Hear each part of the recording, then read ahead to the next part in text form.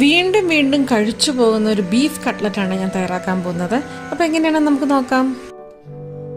കുറച്ച് കൂടുതൽ ബീഫ് ഞാൻ എടുത്തിട്ടുണ്ട്. ക്രിസ്മസ് ഒക്കെ ആയതുകൊണ്ട് കുറച്ച് കൂടുതൽ ഉണ്ടാക്കി വെക്കാമെന്ന് വിചാരിച്ചു.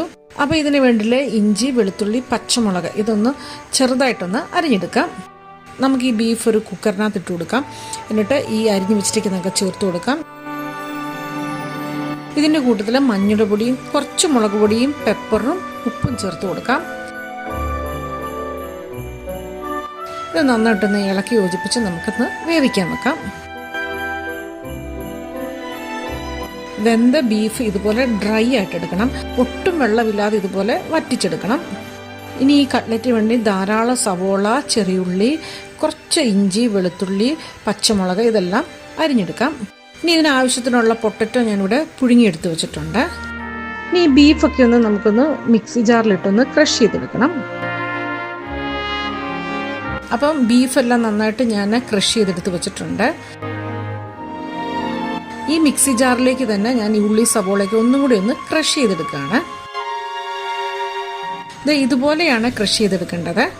ഇനി ഒരു കടായിൽ കുറച്ച് വെളിച്ചെണ്ണ ഒഴിച്ച ശേഷം ഈ ക്രഷ് ചെയ്തെടുത്ത് വെച്ചിരിക്കുന്ന സവോള കൂട്ട് ചേർത്ത് ഇളക്കി കൊടുക്കാം.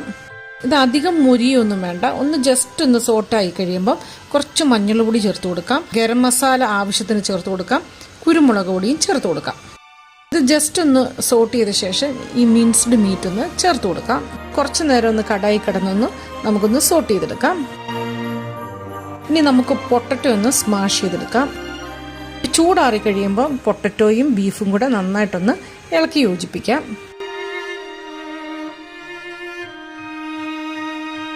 ഇനി ഇതിൽ നിന്ന് ഒരു ചെറിയ ഉരുളകൾ എടുത്ത് പരത്തി കട്ട്ലറ്റിൻ രൂപത്തിൽ ആക്കിയെടുക്കാം.